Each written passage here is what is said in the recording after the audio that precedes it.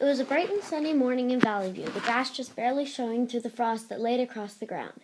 It almost looked like a fantasy land that had come to life. The Mason brothers and the Rogers family were hiking into an overnight campground to spend one of the last fall nights. It was Mila's first overnight campout, as her parents said as soon as she turned 4 she would be able to go. It was about 10 o'clock when they left the parking lot, and at about 5 o'clock they arrived at the sites. They brought 3 tents, so the parents slept in one, the 15-year-old slept in one, and Charlie, Logan, and Mila slept in the last. "Time for bed, kids," called Miss Rogers. "Okay," replied Mila. The Masons and Mila climbed into their sleeping bag, and in 15 minutes they were fast asleep. Everyone else went to bed about 1 or 2 hours later. The next morning at about 6:30, Mila woke up. She wanted to go play outside. She woke up Charlie and Logan, and they got dressed and set off into the back country. They were arriving at the bottom of a hill and decided if they got high enough, they would be able to slide down the hill. They were unaware of the dangers of getting high into the mountains. They had almost reached a high enough spot when Mila spotted a large snow pile coming towards them. She ran towards it, and she realized she better turn around. But just as she was turning, the snow came fast and covered her.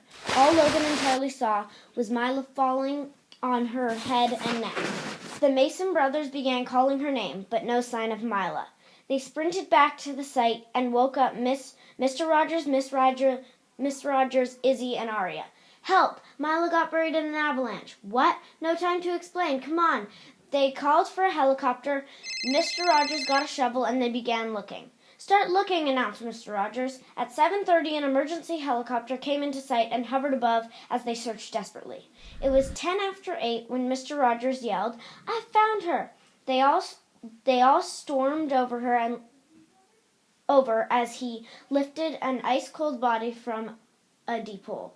The helicopter lowered a long line. They placed her in it, and she was lifted out of sight.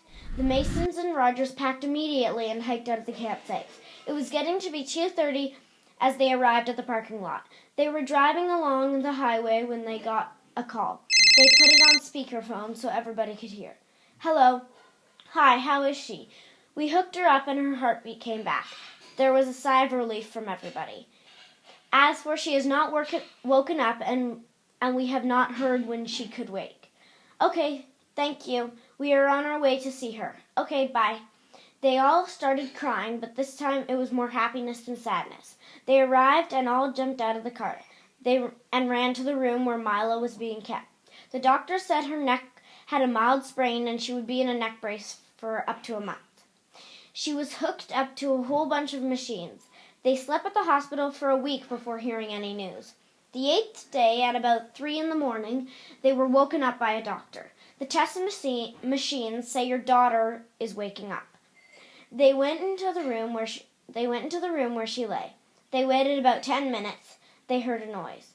"What? Where am I?" They all sprung up and went to her bed. "Honey, don't try to talk very much." "Okay, one last question. What happened?" "We will tell you at home." "Okay." The next day they detached her from all the machines, and in a week they all went home. Mila did not remember a lot, but one thing she did remember is she survived something most people would not have. The friends and family went into a giant hug and made a toast to Mila.